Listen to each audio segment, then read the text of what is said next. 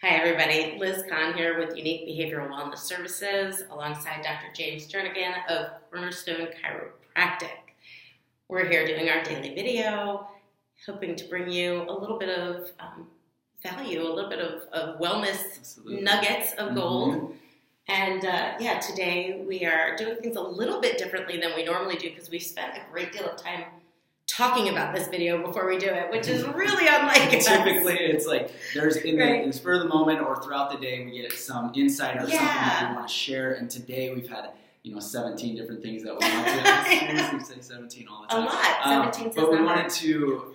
We talked a little bit, maybe 5-10 minutes about what we wanted to share with you guys today, and I think that we are going over through this whole year a ton of action steps, and each one of those action steps might appeal or apply to your life more than the other ones. And what we want to do is we want to be able to give you action steps that you can apply in any season, in any area of your life. And what we want to talk about is it works if you work it. Right. So this idea of it's very general, but it's also very specific. Mm-hmm. Like, we're going to give you these action steps and then teach you how to use them in the different areas. This notion, I'm gonna just throw him under the bus here. My son has been a little bit rambunctious today, and so he uses the subconscious restructuring tools. He's going to be 9, right? And he's already using these tools. He uses them really well. But when he is rambunctious, I do have him sit down and write them out. And of course, he says, I'm done. I've written them once. And I said, I don't think they're really working yet. And Dr. James is here. He's seeing it and going, it only works if you work it, which was our inspiration for today. And so, I think how many tools do you have? Right. In what areas? Because we've all been to seminars. We've all been to these coaching seminars or groups or whatever, and we've read all these books and these documentaries or something hit us, and we're like, wow, I needed to know that, and that's going to radically transform my life. But then that's where it stops.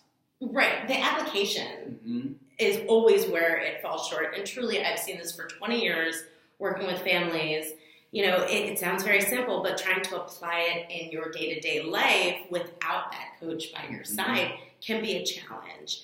And, in my work, I work really hard for all of my clients to master the use of these tools across settings. So if it's at home, at work, communicating with, the bank teller, whatever it is, you need to know how to use this tool to make life easier. The same thing is true for the foam roller that I have at home. I've had it for a long time. Yeah, there's nothing wrong with the foam roller. And have you used it at all? I mean, I unwrapped it.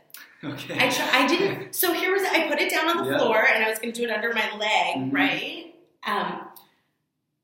I wasn't actually sure I was doing it right. How can you do it wrong, That's right? a huge one. But I wasn't sure I was doing it right. So I have this tool at home that's supposed to really help my muscles, and it's supposed to help me. I actually don't know what it's supposed to help me do, not the breadth of it. And this is another one of those places where so good. How many tools do we have that we don't know how to use properly? And would they make our lives easier if we did? Yeah, because a lot of people buy things online. They buy things at the store because they see somebody talking about it passionately, and they say that it can radically transform your life. And then you buy it and you get it, and you didn't quite understand completely how to use it, and then therefore it just. We have an air fryer at home because of that. An air fryer? An air fryer. Turkey air fryer? Well, I mean, it's a smaller, it's not a turkey, but an air fryer. And it's supposed to have all these wonderful things. We've used it once. It was cumbersome because we didn't get well practice it, and literally it's in a shelf, taking up space in my kitchen now. More tools. I didn't even think about that when we were talking about this because I wasn't thinking about kitchen tools. I was thinking about the cognitive tools or the business tools or the physical, exercises and stretches. And Did you think about that? I didn't think about it either. So, and that's why I kind of like these videos, because I gotta stop saying kind of. That's one of my action steps is minimizing words for sure. But what was I talking about? Oh yeah, I love these videos because I love these videos because majority of the time have no idea what the other person's going to say, what we're going to say, and it leads down this path to truly, I think, what you need to hear. Right. Well, I mean, you're getting the different perspectives, obviously, which is nice. And, you know, again, when we can circle all this back and be like, well, you think about things from a different perspective than I do. I was sitting with our dear friend, Dorina, today, and she thinks about things from a completely different perspective. Yeah. She had me looking at different things in the house, and I mean, just incredible. But the bottom line, it's all for that same good, which is to make our lives better. Right. And so if we don't know how to use the tools that we have in their most efficient way, then they're just creating clutter. Right. And that actually adds more stress instead of taking it away. So, I mean, is it time? Can we do our action step for the week? Yeah, I think there's like 7 action steps. Let's simplify this to the one, because this I think is about just drawing attention. Okay. So I keep a journal. Yep. Okay, I keep a journal, and it's for everything. If you've seen bullet journals, mine's kind of an adaptation. Mm-hmm. So like I keep track of what's in there. I keep adding to it. But meanwhile, you can take something, a piece of paper, if you're very well organized, just put it in something that you're going to come back to. But go through room by room or element by element in my job. What tools do I use that I don't know how to use very well? Like, how could I use Excel more efficiently? I don't know. How could I use my foam roller more efficiently, right? What are the tools that I'm only using partial functions on? And every single one of us has a device that we do not know its full range of functions, right? Absolutely. So that could be a whole process all by itself. Mm-hmm. But first start with identifying the tools that you don't know how to use. And then we'll get into unpacking. Yeah, because if you have a list of 15 to 20 things, then we have a place where we can start. And then we can find out which one's the most prioritized right. So that we can start to really make a difference. And it's going to be daunting. Like, I like to think that I really, okay, that's not true. I do collect a lot of stuff. I'm working on it. But the bottom line is, when I start to go through this list and see that there are so many things that I could learn more about, that can feel really overwhelming. Right. So I guess there are a couple of action steps. So once you start accruing that list and those thoughts start going in your head, you have to interrupt those thoughts. Mm-hmm. Interrupt those thoughts. Ask yourself the question, like, why am I doing this?